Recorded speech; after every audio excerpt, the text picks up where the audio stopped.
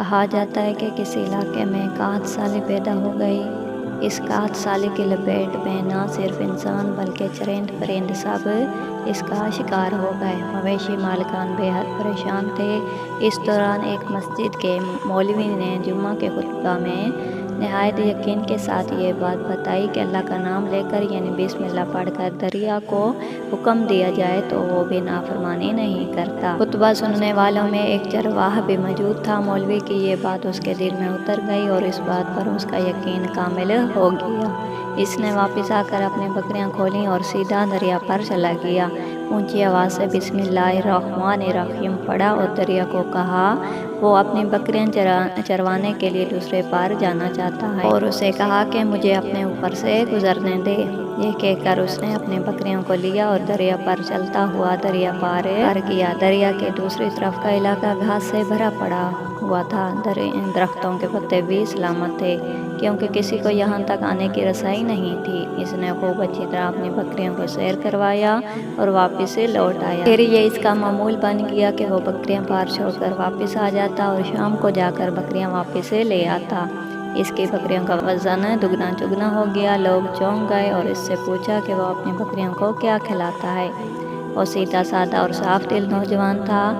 اس نے صاف صاف بات بتا دی کہ جناب میں تو بسم اللہ الرحمن الرحیم پڑھ کر دریا پر چل کر اپنی بکریاں دوسری طرف چروانے لے جاتا ہوں۔ یہ بات سب نے سنی مگر کسی نے اس چرواہے کی بات پر یقین نہیں کیا کیونکہ یہ ناقابل یقین بات تھی، مگر بات ہوتے ہوتے مولوی صاحب کے پاس پہنچ گئی۔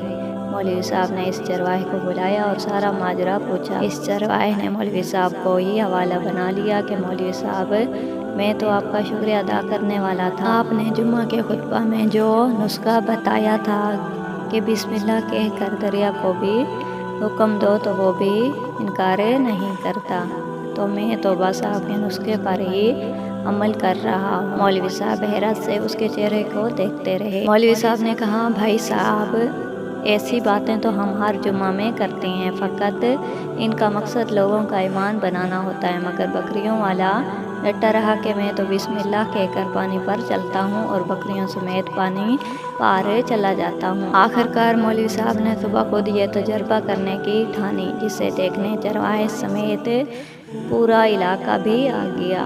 مجمع زیادہ تھا۔ مولوی صاحب نے ایک دو بار سوچا کہ انکار کر دوں کہ کہیں ڈوب نہ جاؤں، مگر وہ جو مولوی صاحب کو کندھے پر اٹھا کر لائے تھے اب بھی جوش و خروش سے اللہ اکبر کے نعرے لگا رہے تھے اور مولوی صاحب کے حق میں تعریفیں کر رہے تھے۔ آخرکار مولوی صاحب نے اپنے ڈر کو دور کرنے کے لیے ایک رسہ منگوایا۔ پہلے اسے ایک درخت کے ساتھ باندھا، پھر اپنی کمر کے ساتھ باندھا، پھر ڈرتے ڈرتے ڈھیلا ڈھالا بسم اللہ پڑھا اور دریا پر چلنا شروع ہو گئے، مگر پہلا پاؤں ہی رکھا تھا کہ پانی میں گر گئے۔ مولوی صاحب ڈبکیاں کھانے لگے اور پانی کے بہاؤ میں بہنا شروع ہو گئے۔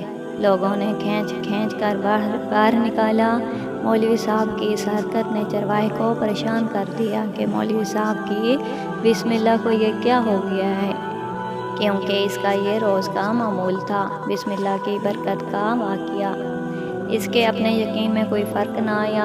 اس نے بسم اللہ کہہ کر بکریوں کو پانی کی طرف اشارہ کیا اور خود ان کے پیچھے چلتا ہوا پار چھوڑ کر واپس بھی آ گیا۔ لوگ اسے ولی اللہ سمجھ رہے تھے اور اس کے حق میں نعرے لگا رہے تھے، مگر وہ سب سے بے نیاز سیدھا سادہ انسان تھا۔ وہ مولوی صاحب کے پاس پہنچا اور کہا مولوی صاحب میں آپ کے بسم اللہ کی تعریف سے کافی پریشان تھا، مگر پانی پر چلتے ہوئے مجھے آپ کی بسم اللہ کی بیماری کا پتہ چل گیا۔